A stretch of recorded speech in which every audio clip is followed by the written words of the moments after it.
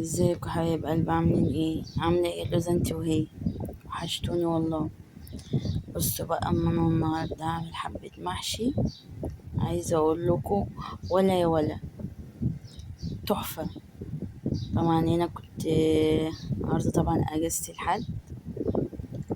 كنت جايبه بتنجان وكوسه وورق عنب وفلفل وكرنب، زي ما انتم ما شفتوا كده.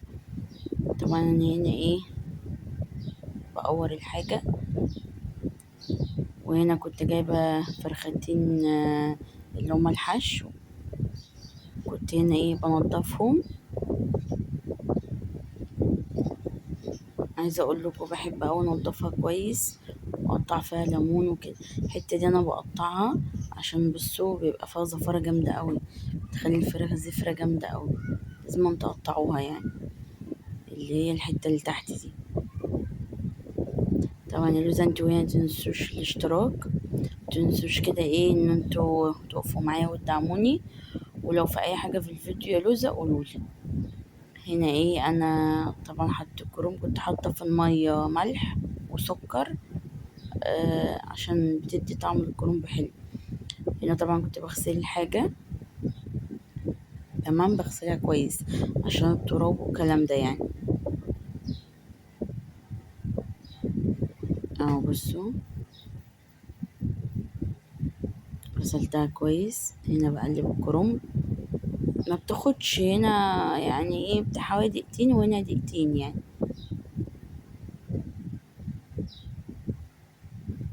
وفي نفس الميه انا بقطع فيها حوالي ليمونه، بقطع فيها ليمونه عشان خاطر الورق عنب يعني، بيبقى طعمه حلو قوي الليمون فيه. ما تحطيش القشر في المية عشان ما يمررش المية، ما يمررش الورقة بتاعت الورق عنب. هنا طبعا الخضرة، كزبرة وبقدونس وشبت. طبعا انا على حسب الكمية اللي انت عايزاها يعني. انا بغسلها كويس. ودي البصلة، احب احط بصل كتير فيه. اعمل لكم بقى حشوة فراخ اللوز. هنا اهو انا بحط زيت، والمحشي بيحب الزيت الكتير. تمام. انا محطتش هنا سمنة.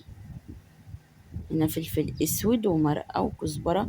الكمون مش هحطه دلوقتي عشان عشان ما يمررش، بحطه في الاخر. هنا الخضرة اللي فوق، يعني الحبة اللي فوق، اللي هما العيدين اللي فوق، بقطع منهم حبة في البصل واشوحهم معاه، بيبقى طعمها تحفة. وهنا كام فص توم، بيبقى برضو جميل اوي فيها. وهنا طماطم. طبعا انا كنت حطيت قدامكم كيسين، انا حطيت كيسين تاني. يعني انا بصراحة بنحب التسبيكة فيها كتير يعني. هنا بعمل البصلة بتاعة الحشو بتاع الفراخ، نفس البصل اللي قطعته يعني، عملته في الكبة، حطيت هنا في الصلصة وحطيت في الرزين. حطيت فلفل اسود وكزبرة، وحطيت مرقة بتديله طعم بجد تحفة. اهو انا بقلب اهو كويس. ما بحطش مية كتير طبعا، طبعا كنت موطية عليه العين. اهو هنا خلاص الصلصة داخلة في السوا. وبقطع الخضرة. ما تنسيش بقى يا لوزة تعملي متابعة عشان خاطر يوصلك كل جديد يا لوز. ولو في اي حاجة في الفيديو عرفوني، ما تنسوش الكومنت الحلو اللي زيكم. كل دعوة تدعى بإذن الله لكل مثل وأكتر. هنا هو أنا بحط الرز. الصلصة احنا بنحبها كتير. الملح، بص الكمون حطيته في الآخر اهو، وزودت تاني حبة فلفل اسود. بصوا، الخضرة بحطها في الآخر، مش بحطها على طول، عشان يبقى لسه الخضار فيها زي الأول. هنا الرز بتاع الخلطة اتعمل. هنا وانا قعدت بقى برا، قلت اما احشي. انا الورق بقطعه كده يعني، مش بقطعه تاني، ده كده بس بقطعه كده، مش بياخد مني وقت. ومش بياخد مني ورق كتير. انا حطيت حبة زيت تاني. تمام.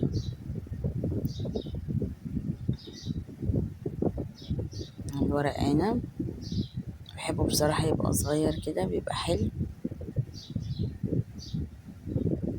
قلت برضو ايه ان انا اوريكم بحشي ايه عشان تبقوا ايه عارفين كده معايا. هنا الكرنب انا قطعت طبعا الارضية بتاعته اللي هي العيدان بتاعته بتاعت الكرنب اهو. عايزة اقول لكم يوم الاجازة ده بيبقى صعب بجد يعني، بس الحمد لله. يعني عايزة اقول لكم بيبقى غسيل وترويق واكل وشرب، يعني يوم المحشي ده بيبقى عايز يوم لوحده اصلا. هنا اهو بوريكم الحاجة ان انا ايه بحشيها. وهنا هو هحشي الفراخ اهو. ده رز بالكبد وقوانص. طبعا انا طبعا ايه مش مسويه قوي، يعني هو نص بس ايه، نص تسويه. ان تسويته بتتكمل في السلق الفراخ يعني اهو.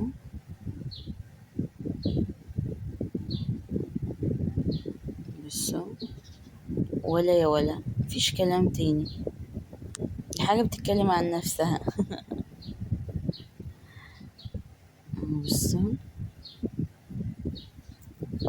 يعني الميه بحط فيها بتاعت الفراخ، بحط فيها طماطم وبحط فيها بصل وواحده مرقه وفلفل اسود اهو. بصوا الحاجات اللي متقطعة الفراخ، الحاجات اللي متقطعة على الكوسة دي كوسة واحدتين كوسة اتبقوا، كانوا متقورين وما تبقاش رز قطعتهم. احنا يعني عايزة اقول لكم احنا بناكلهم مع الرز اللي وقع تحت. انا باكلهم للعيال يعني وانا باكل، يعني كده كده هي مفيدة يعني اهو. ورق العنب، كرنب حطيت معلقتين صلصة فوق الوش عشان يبقى احمر كده. وهنا الصلصة دي طبعا عشان خاطر الفراخ، حطيت عليها حبة زيت وملح اهو. وبعدين وشها حلو. هنا طبعا شوربة الملوخية وضربتها في الكبة. وهنا انا حطيت حبة كزبرة على التوم، بحطها في الاخر محطهاش في الاول عشان ما تسودش. بصوا بتتكلم عن نفسها، اوعى يا ولا. اهو بصوا، يا ولا يا ولا يا ولا يا ولا يا جامد. متنسوش حبايب قلبي ان شاء الله المتابعة، وربنا يصلح حالكم يا رب ويرزق كل مشتاق. مع السلامة يا حبايب قلبي.